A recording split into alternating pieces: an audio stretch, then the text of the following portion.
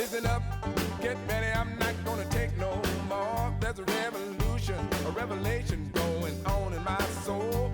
Buckle up, get ready, we're not gonna sit back. Okay, everybody, we're back with more live from the Heartland for the week of January 20th. And we're going to talk for the next period of time on the show about beatniks, bohemians, the underground, what happened in the old days, what's going on now. And we were doing this all with our friend Warren Leming. Some of you may have known Warren from the band Wilderness Road or some of the plays that he's done, but he's a wonderful fellow, a good man, and knows a lot of things that he's going to share with us here on Live from the Heartland. Hey, Warren, how you doing? Hey, good, Michael. Good to see you. Glad things are going well. I hope everybody out there is staying warm because we're going to be knocking out those hits and those hypes and those heavies today. But say, hey, don't go away. We've got the DJ here, Michael, working on it. We're going to get down and tromp around and make some shit happen. Okay? And we're ooh-diddy-wop, and we're back on the scene with the word-making machine. Anyhow, we were talking the other day, last time you were on the show, and we ended up, you were kind of talking about beatniks and bohemians and the politics of that and how that seems to be missing. So I thought it'd be great if you wanted to share some of your thoughts, memories, inspirational. I mean, it's like we're all formed by something or other. And for me, it was going down as a young high school kid to the corner of Chestnut and State in Chicago. Now, if you go down there now, it's gentrified, it's gigantic high rises and whatnot. In my day, and this we're talking the 50s in Chicago, it was a home to the Dill Pickle Club, the College of Complexes with Slim Brundage, famous figure, and Maury's Cafe, which was a beatnik cafe. And the Pad, which was another place where people went to have a few libations and a little more.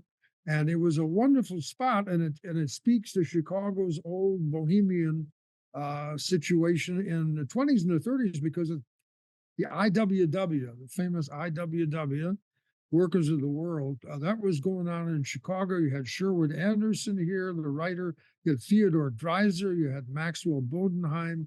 You had a famous bohemian scene. You had Emma Goldman, the radical herself, who was rousted out of the country by the FBI, and just a whole famous segment of Bohemia going on here in Chicago. But Chicago was the center of a kind of Bohemia, and that brings us to the next topic, which is a book that's coming out through Kerr Publishing. It's being re-released called Hobo Bohemia. Okay, and it used to have an introduction to it, still has an introduction to it by my old friend, Franklin Rosemont, who I met in Proviso High School years and years and years ago. And he had a little thing called The Lantern, which is a mimeographed sheet.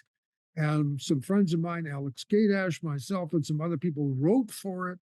We did radical poetry and whatnot. And we were accused by one of the faculty of being communists. So we were called into the dean's office, and we were summarily going to be kicked out of school. But somebody who was a progressive on the faculty got wind of this and actually stepped in and saved us and said, I know these kids, they're decent, God-fearing Christians. Don't chuck them into the snow. So we were saved in that sense, but that'll give you some idea of the kind of hysteria that was going on in the country in the 50s. But more to the point, Chicago was a center in the 20s and the 30s, and even before of a huge radical bohemian community. There was a thing called the Anarchist Picnic in Chicago, and this was before the turn of the century, and it annually drew 40,000 people. Okay, if you can imagine that. And of course, Chicago was famous because in 1886 you had the Haymarket incident, which led to the hanging of 4 men and the imprisonment of 3 others. And then Altgeld, who was later the governor, pardoned them and had his career destroyed because he had pardoned these fellows who had been charged. Their crime was advocating an 8-hour day and the union movement. And that got them in such terrible trouble that 4 of them were hung, and they packed the court, and it was a pretty awful situation. But Chicago was the site of the most famous, I'd say, the most famous class incident of the 19th century. That You know, happened. Altgeld, some people might not know, Yeah, but there is Altgeld Street in Chicago, named after right, that great right, governor, and right. it's right off of Lincoln Avenue, somewhere north of Fullerton, as Yeah, I recall. and there's also a monument to him and a citation from his speech when he freed the Haymarket guys. And they went after him. They destroyed his career, destroyed his financial life, and he paid a terrible price for having done the right thing. You know, it's a little Warren, bit like we were Dick talking Cheney. Pardon? when we were talking a couple of weeks back and started Yeah, to think about getting together on this. yeah, Um, we were talking beatniks and bohemians, the underground, and right, right, I started thinking of things like Allen Ginsberg, right. that poem Wichita Vortex Sutra, and Yeah, yeah. Getty with Coney Island of the Mind, Which and then city is even left? back to Chicago with um, the likes of Eddie Belchowski. Right. So throw in on some of those people. Well, Eddie was a guy that I knew well. He's a wonderful artist, and I have some of his work to this day, in fact. But Eddie Belchowski, Sid Harris, Johnny Rawson, these were guys who had gone off and fought with the Lincoln Brigade in the 30s in Spain, and then they came back to the United States and were mostly harassed by the FBI for to the end of their days. But they were termed, that Orwellian term for them was premature anti-fascists, which meant that yes, it was good that they were against Hitler, but they did it too soon. And as a consequence of doing it too soon, of course, the United States had embargoed Spain between 34 and 36, the Spanish Civil War, and that helped cost the Spanish loyalists, who the Lincoln Brigaders fought with, helped cost them the insurgency, and the fascists won. Yeah, like both Hitler and Mussolini were practicing before the Second World War, before we got involved Right, on Franco. Spain, and American progressives went over there to try to, keep the current government or protect against fascism. Right, right. So Eddie Belchowski was a pretty well-known artist and also a pianist. And I Yeah, didn't know and he anything had one about arm. him when we Yeah, were early days at the Heartland Cafe, where yeah, the show originates from. right, We There was a one-armed guy playing the piano at the Heartland in one of the right. dining rooms on an afternoon. Yeah. And I remember just kind of walking by and stopping and looking at it. And he gave me a really hard little look, Uh-huh. but I just smiled and I dug it. And then I talked to Mimi Harris. You mentioned Sid Harris. Yes. Mimi, Sid was a great photographer and had fought in Spain. And Yeah, Mimi is his wife. She ran the old Three Penny Cinema where there were like a lot of hip movies. she's And amazing. Johnny she Rawson filled owned me it. in on Belchowski. She told me who he was and Yeah, all that stuff. And I wish I yeah. had known more about him early and even talked to him when I He's an had amazing guy. could have Amazing. talked to him. Yeah, but again, Mimi Harris, wonderful, wonderful, amazing woman, wife to Sid, and Sid was a terrific photographer. Eddie, an artist, and had one arm. I saw him in a documentary which had been shot and was being shown in East Germany, of all places, in East Berlin in the early 80s. And lo and behold, I went to see it. And there was Eddie popping up on screen and talked about his experiences in the Spanish Civil War. He lost an arm in the Civil War, and he remained a one-handed piano player of real ability. Just a marvelous, marvelous character. Warren Leming, you mentioned Germany, and I just Yeah. flashed that when I first met you was probably the night that you played a Rising Up Angry benefit at Alice's restaurant or Alice's Revisited. Right. And then, you guys were hitting it pretty heavy with Wilderness Road on Columbia Records. And I Right. didn't really see or know much about you. Then later on, there's all this German connection. So Right. fill me in I'm going to ask you, who was around at the time of the Bohemians, how do you connect to Berlin and to Germany? Well, I And went to live in East Berlin, West Berlin, East Berlin. In the early 80s, I was working on some Brecht material and I wanted to get more language proficiency because I speak German. And off I went and I wound up living at part of the time in East Berlin. Difficult to get into in those days. You had the wall up and they were, considered persona non grata by the American government. And lo and behold, when I came back from Berlin, I got a call from the FBI and they said, would you mind if we came over and interviewed you? Or we had a little talk. I think that was the way it was phrased. And I said, no, I don't want you guys coming over where I'm living, but I'll meet you at a restaurant. I remember this guy said, well, how will you know me? And I said, I'll meet you at the Busy Bee restaurant on Damon Avenue in Wicker Park. And believe me, I will know you. So I walk in the Busy Bee that morning, and there's a guy in a white shirt, red tie, blue blazer, khaki pants. And I went up to him and I said, hi, Joe, it's Warren. Let's sit down and have a conversation. And we did. And he was interested in my reasons for going. I said I was there just out of curiosity. And in those days, you had to be officially invited normally. And his question to me quite accurately was, well, what brought you there? I said I was interested in what was going on. It's a socialist country, so called, and I was interested in how that was working and whatnot. And have you been out of the country? I asked, and he said, no, I've never left. I said, well, you got to get out of the United States to get a real good understanding of what's going on here. that's still And true today for people to get out of the country and to travel absolutely. And both in the country and out of the country. yeah, and I'm one of these people like you. I have spent my entire life looking at the rest of the world from a country on whose side, in terms of the internationally, the liberation movements, I'm never on. In other words, my country, yours included, of course, right, is never on the right side internationally of any kind of liberation movement. So I'm looking at Cuba and I'm looking at Nicaragua and I'm looking at El Salvador and I'm looking at Central and South America and I'm looking elsewhere, and I don't find the United States on the right side of any of those situations. And that's been going But on. I did report earlier in the show at the opening that there's a new president came into office just last night in Guatemala, and a lot of resistance from the old guard there.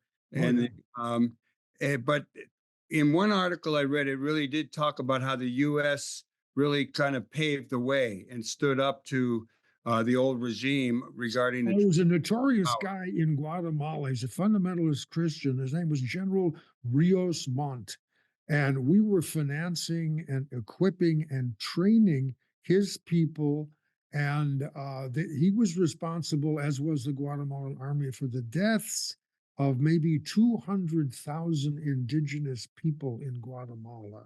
So don't think that the Guatemalan Mayan population doesn't know who the United States or what it represents in that situation. He was later tried by their Supreme Court and found guilty of crimes against humanity.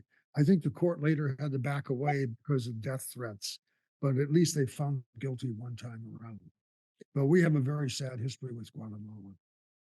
Warren Leming, let me ask you a little bit about the topic was sort of bohemian generation and resistance. Right. If I was to ask you, what about that bohemian? Well, you had mentioned Ginsburg. I went in 1959 as a high school senior. I had gone to see Allen Ginsburg at the Sherman House in Chicago, where he read his poems Kaddish and Howl. And Howl, poetry was taken more seriously in those days. Howl was actually, as I recall, there was a profile done of Ginsburg in Life magazine, and they had reprinted the entirety of Howl. And like a lot of Americans of our age in 1957, I read On the Road, and that was a mind blower. Everybody read On the Road. There wasn't anybody who didn't read that book and who wasn't affected by it. And it is an extraordinary book. And it turns I read it too. Yeah, And exactly.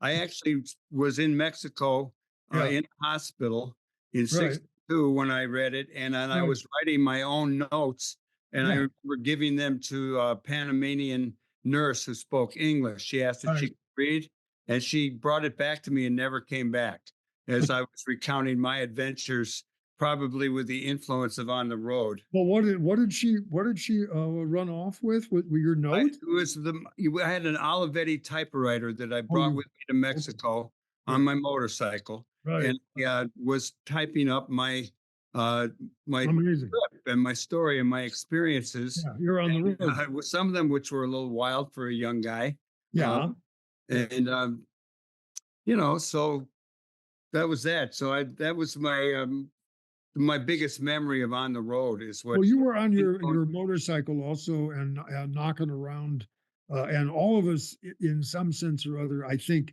attempted to go on the road. That was the impact of that book. Was look, you're free, and the beatnik ideology, if they could be said to have had one, was experience.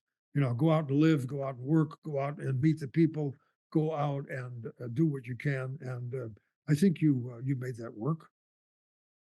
Where do you think things are at today? I wish we could go back 20, 30 years and reignite what happened with Rising Up Angry, what happened with the road, what happened with that whole generation of people who were pro civil rights and against the war. And because we're in a very, very awful spot, terrible spot now when you look at the Trump situation, and it seems to have produced, at least in Iowa, places like it, a kind of mom and pop fascism, and that's spooky to consider. But if you think of the Midwest, I think always of that American Gothic, the guy with the pitchfork next to his wife and whatnot. But I might have to add a swastika flag to that, which is pretty bleak result, I would say. And we're in a tough spot now, and it's difficult. But Warren, don't you see any positive things going on? I Uh, do, yeah, no, I do see. I mean, I mean, I think things there's were reassurance. always kind of rough, don't you? I mean, we always Yeah, had yeah, it's tough. Yeah, we had I would agree with you, but we had there are Nixon, elements within the although Nixon. Democratic Party that are progressive. And say what you will about Joe Biden. Joe Biden, I think, is at least economically has done a good job. And if I look at the Trump legacy, which is basically what we're talking about, this was a guy who assumed the American presidency. Remember, he lost the election. This is a guy who lost by 3 million votes. And because of this fakakta, Meshuggah, College of Cardinals, this electoral college, okay, he becomes president of the United States, and he basically uses the presidency as an ATM to enrich himself. There's a new report that has just been issued by the US Congress, not a small, uninvolved body exactly, detailing the millions that Trump came away with. This is the first and only instance of a president essentially turning the office, into his ATM. And that's what Trump did. Okay. And we're talking about millions upon millions of dollars from the Chinese, from the Russians, from whomever was renting his hotel rooms, etc. The son-in-law gets 2 billion from the Saudis. I mean, this is unheard of, unexplained, and incomprehensible that somebody like that Well, paid what, to be what do elected. you think? We're two old guys here. Yeah. What do you think your role is? My role. What do you think the role of older people might ought to be at this time? But Well, I mean, I think it's what we're doing. And you get out there and make some noise. Get out there and fight the good fight, because we got our backs to the wall in some sense or other. Okay, and we're hoping that the people will step up and step to the mark, because we got to do something about this guy and what he represents. Okay, you and I know that there's always been a fascist component to this country, and here's somebody who represents it overtly, not covertly, overtly. He's openly using the old fascist rhetoric. Okay. And I'm saying that everybody's got to step up in whatever way they can. If it's making skateboards and putting anti-Trump slogans on them, do it. but everybody's got to step up at this point and do whatever they can. That means making their voices public. We got to do this. What do I you want think to do- would be the role of performers and artists these days? I think they ought to take their lessons from somebody like Brecht and not from David Mamet, who's a Trumper.